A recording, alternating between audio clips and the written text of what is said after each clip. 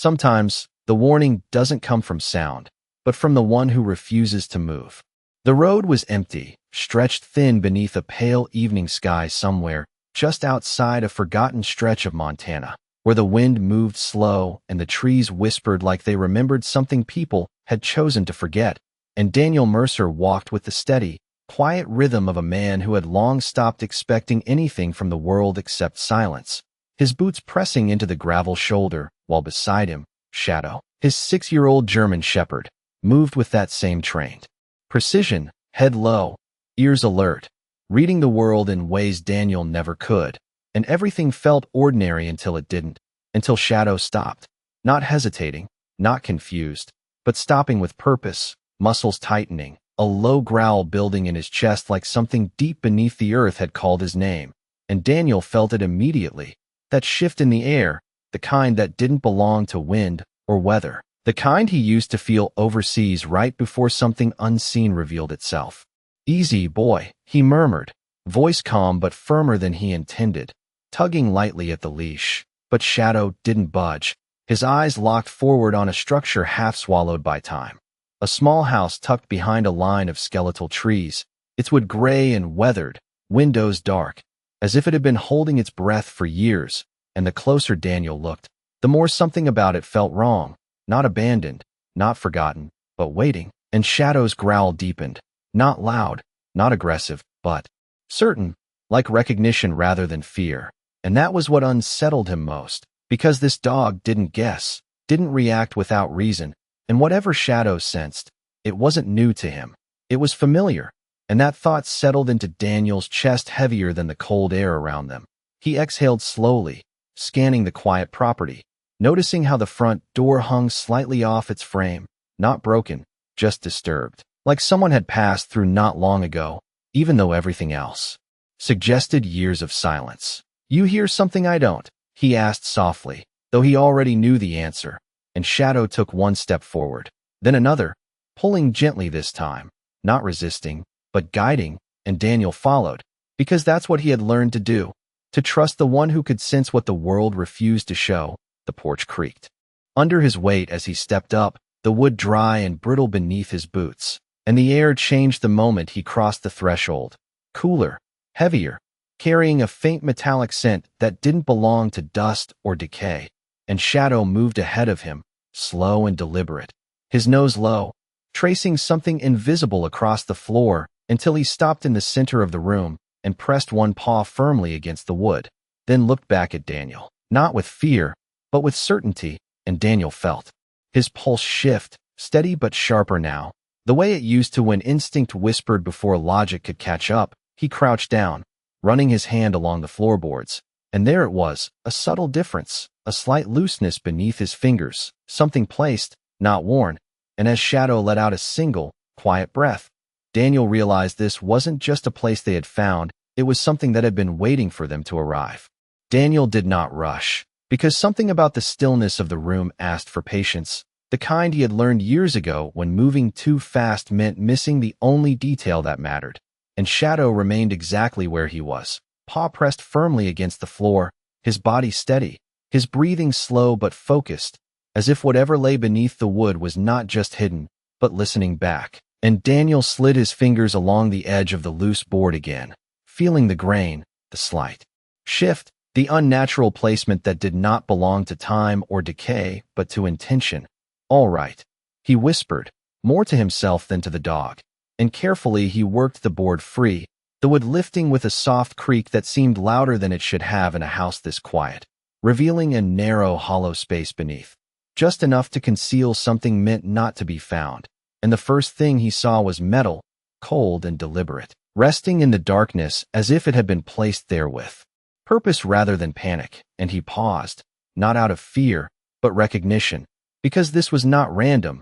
Nothing about this felt random, and Shadow's growl softened into a low hum, almost like approval, as if the first layer had been uncovered but the truth had not yet been reached.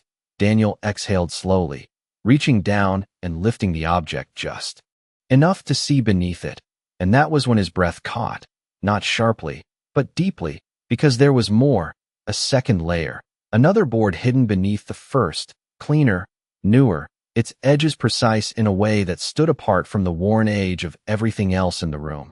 And he felt something shift inside him then, a quiet understanding that this place had not been abandoned. It had been prepared, and Shadow stepped back slightly, giving him space.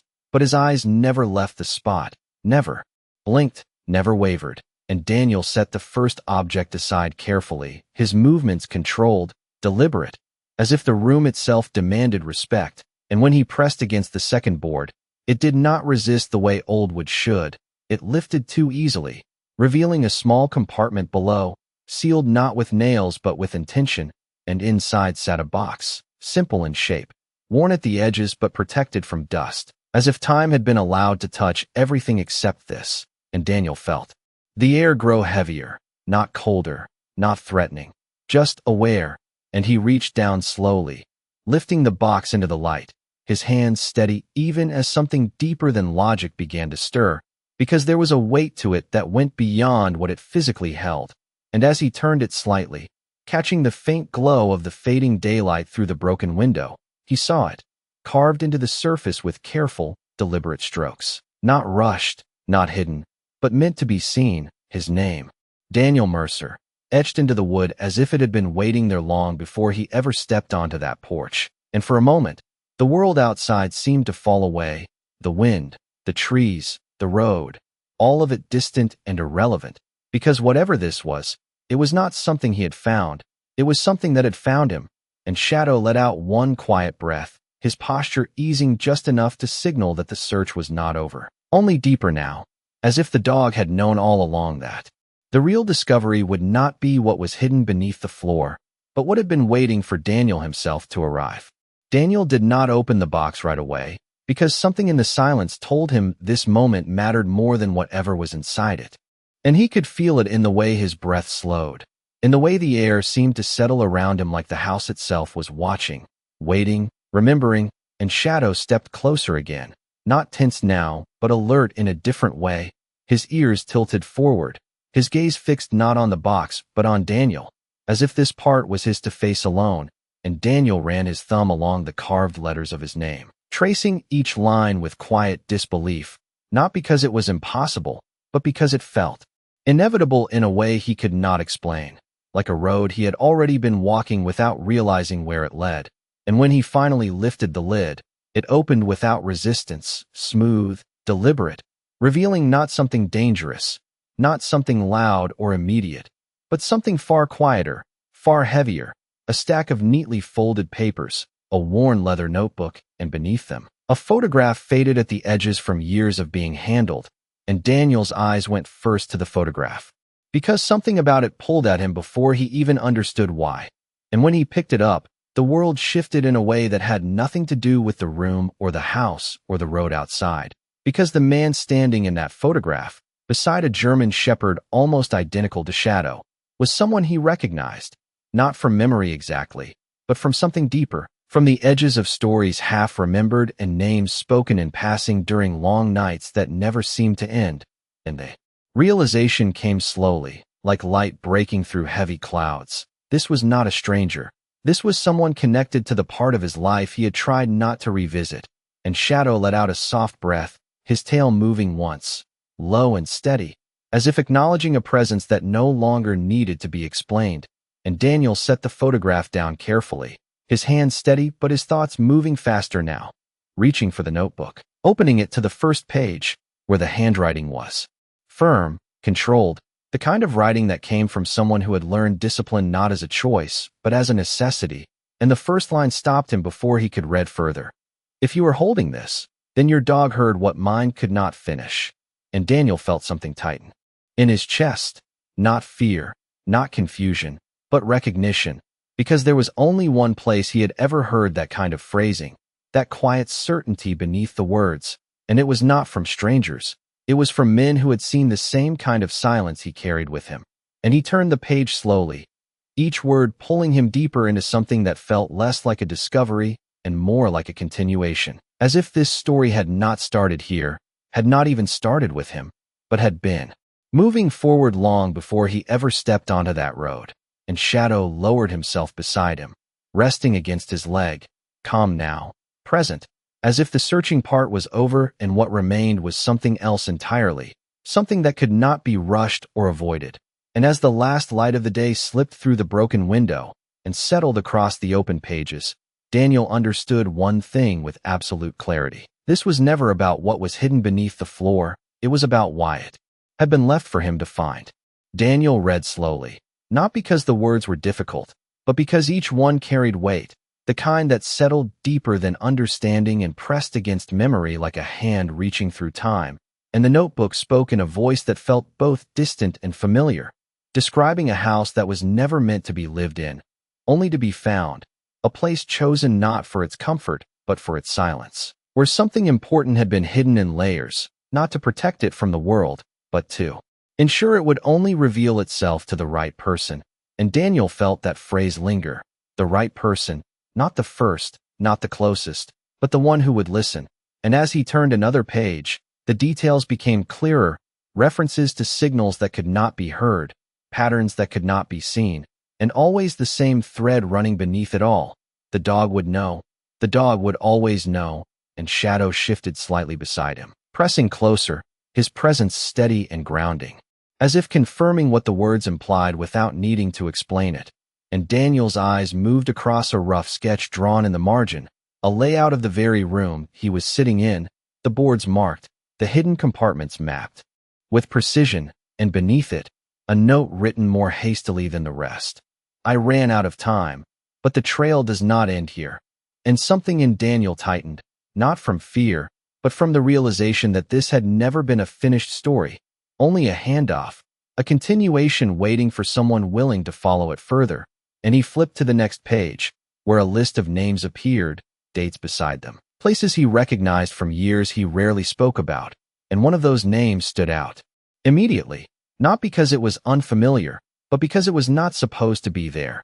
It was someone he had lost contact with long before everything changed, someone who had once told him that not all missions were meant to be completed in a straight line, that sometimes they circled back in ways you did not expect. And Daniel exhaled slowly, his mind connecting pieces he had never intended to revisit, the past folding into the present with a quiet inevitability that left no room for denial. And Shadow lifted his head, ears flicking toward the back of the house, not alarmed, not tense, but attentive again, as if reminding Daniel that whatever this was, it was still unfolding, still moving. And Daniel closed the notebook carefully, his hand resting on its worn cover for a moment longer than necessary, because he understood now that this was not just information, it was direction. And when he looked around the room again, it no longer felt empty. It felt intentional, every detail, part of something larger than a single discovery. And the fading lights stretched across the floor, catching the edge of the open compartment beneath him, revealing something he had not noticed before, a faint marking carved into the inner frame, almost invisible unless the light struck it just right. And Daniel leaned closer, narrowing his eyes as he traced the shallow lines with his fingertips, and what he saw there made him pause, not because it was shocking, but because it confirmed what he had already begun to understand. This place had not been waiting for just anyone. It had been waiting for him to see it the way it was meant to be seen. Daniel did not pull his hand away from the carving right away, because the lines beneath his fingertips felt deliberate, almost careful, as if whoever had etched them knew exactly how little they needed to reveal to be understood by the right person. And he leaned closer, angling his head so the fading light could trace the shallow grooves.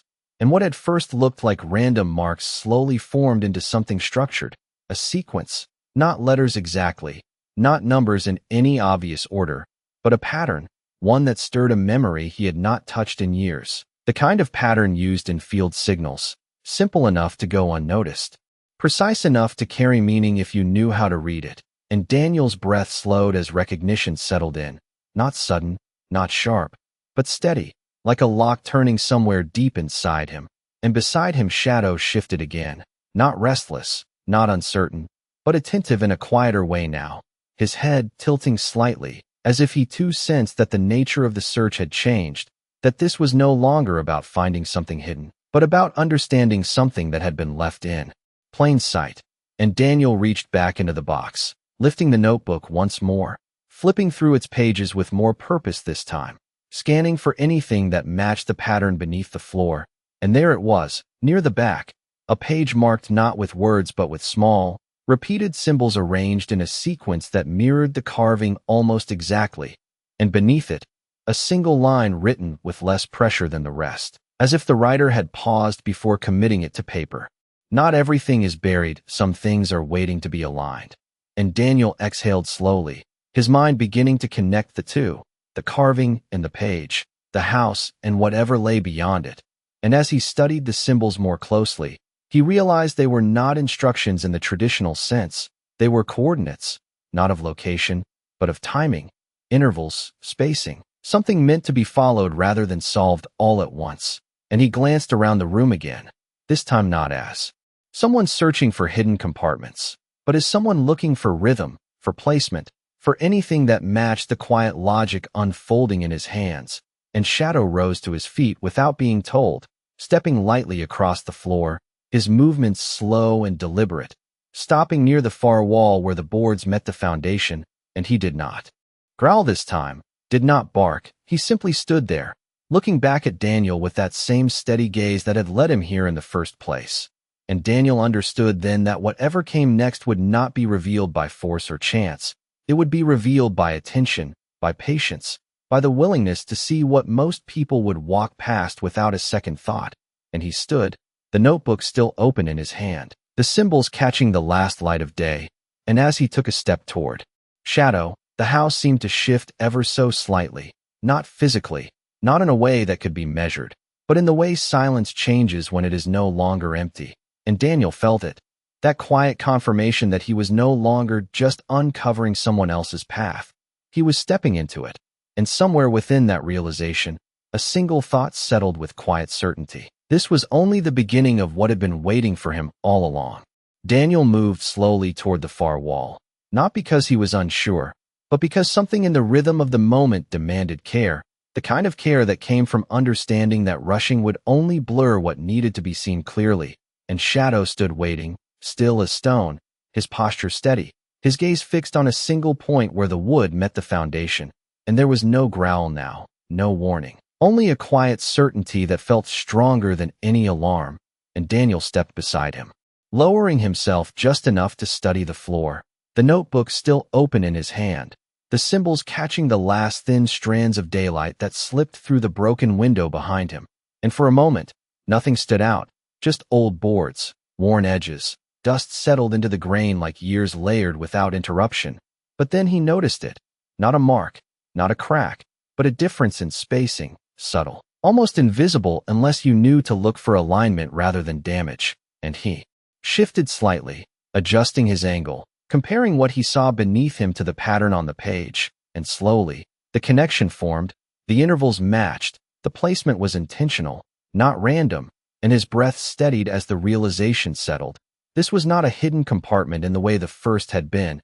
It was something more precise, something that required recognition rather than force. And Shadow lowered his head, nose hovering just above the seam, exhaling softly as if confirming the exact point Daniel needed to focus on. And Daniel reached out, pressing lightly against the board, not prying, not forcing, just testing. And for a second, nothing happened.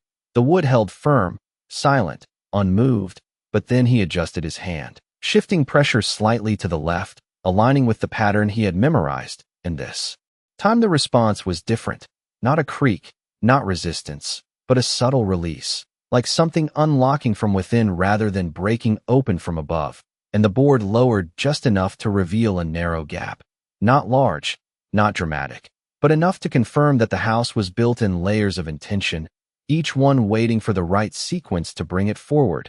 And Daniel leaned closer, peering into the space, expecting darkness, expecting emptiness, but instead he saw something that caught the remaining light in a way that felt almost deliberate, a small metallic surface, smooth and untouched by the dust that covered everything else. And he reached inside carefully, retrieving it with steady hands.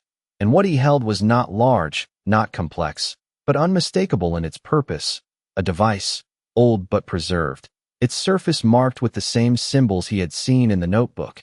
And as he turned it over in his hand, Shadow let out a soft exhale, his body relaxing further, as if This was what he had been leading toward all along, and Daniel felt something shift inside him again.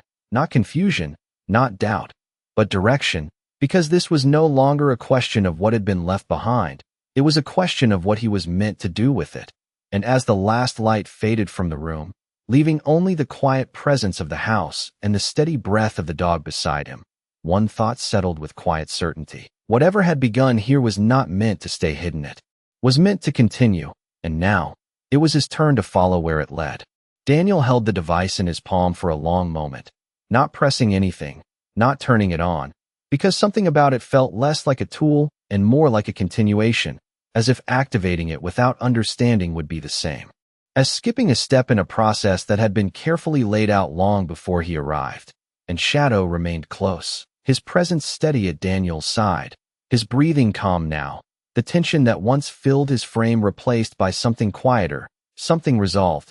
And Daniel glanced down at the notebook again, flipping back through the pages until he found the sequence that matched the markings on the device. The symbols no longer abstract but connected, each one part of a rhythm he could now feel rather than just see. And as he studied them, a faint memory surfaced, not sharp, not complete, but enough to guide him, a briefing from years ago, a mention of systems designed not to respond to force or urgency, but to recognition, to timing, to the kind of patience most people never developed. And Daniel exhaled slowly, adjusting his grip on the device, aligning his thumb with a small recessed panel that had gone unnoticed at first glance, and he did not press it immediately.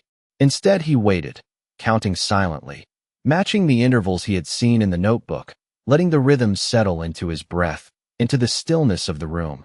And when the moment felt right, not guessed but known, he pressed, and the response was almost imperceptible, a faint vibration, a subtle shift beneath his fingers, followed by a soft glow along the edge of the device, not bright, not intrusive, just enough to confirm that something had begun.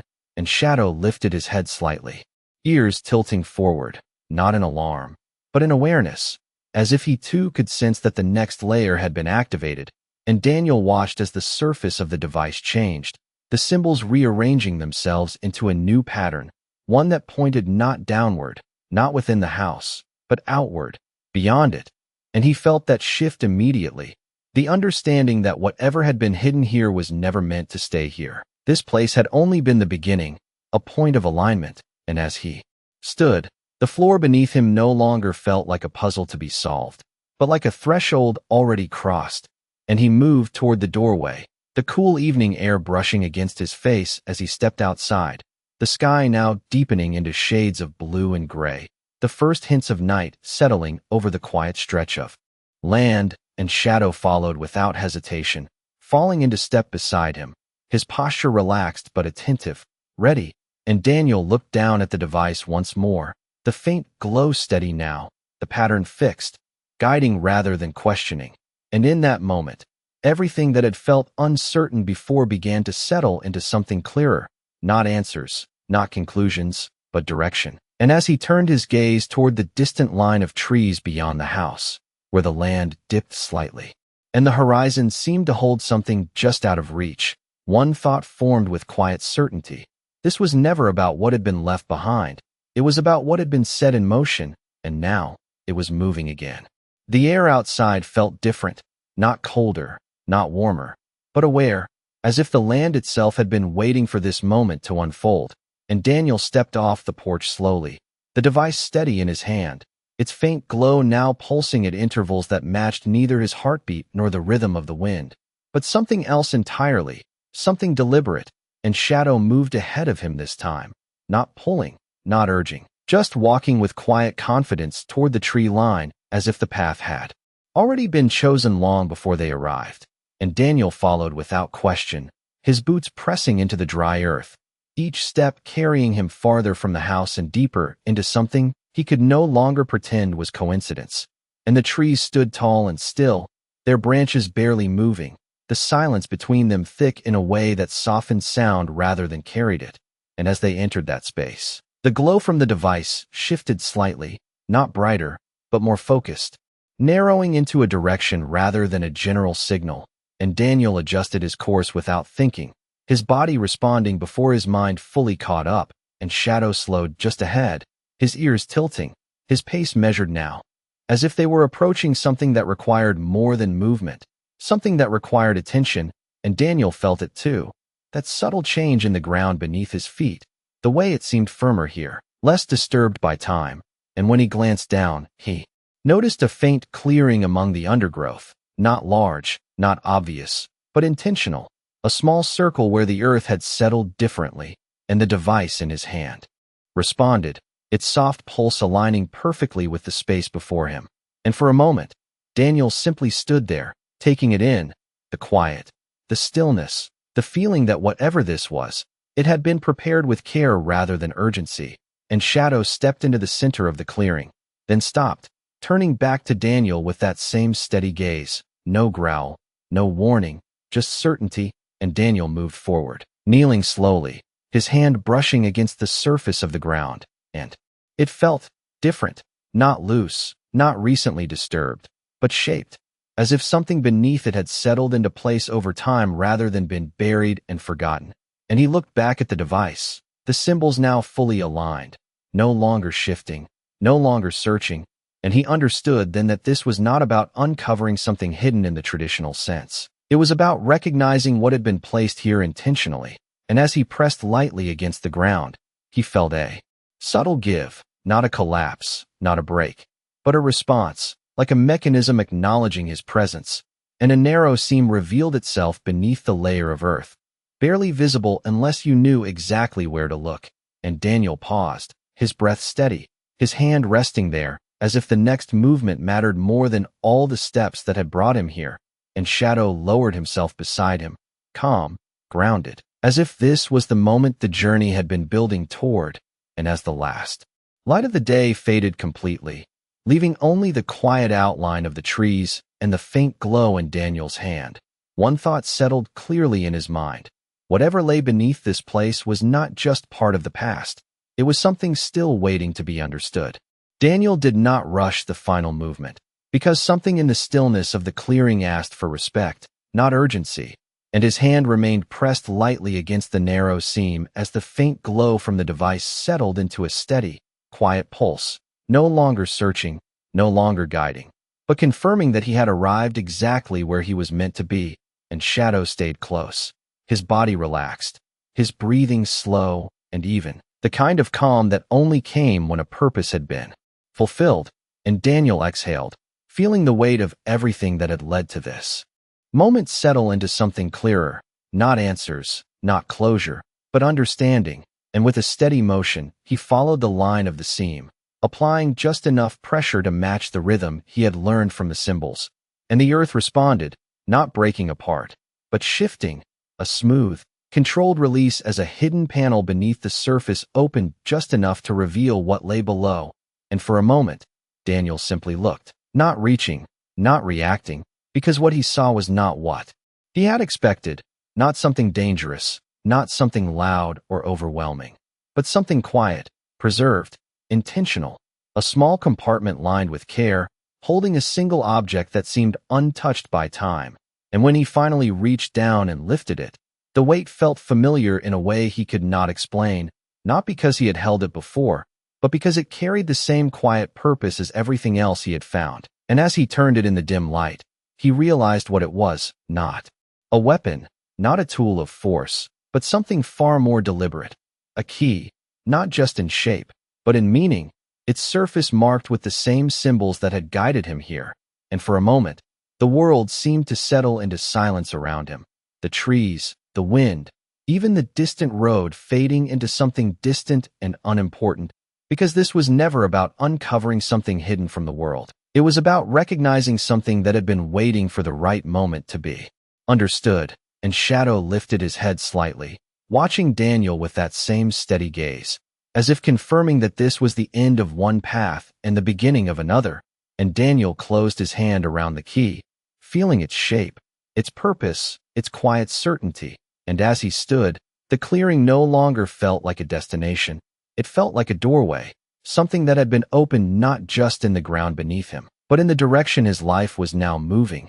And he glanced back once, toward the house, barely visible through the trees, not as a place of mystery anymore, but as the place where everything had begun to make sense. And then he turned forward again, the key resting in his hand, the path ahead unseen but no longer uncertain, because some things are not meant to be found all at once. They are meant to reveal themselves to those who are willing to listen. And as Shadow stepped forward beside him, calm and certain, Daniel understood one thing with absolute clarity. The dog had known long before he ever did, and whatever came next, it was already waiting.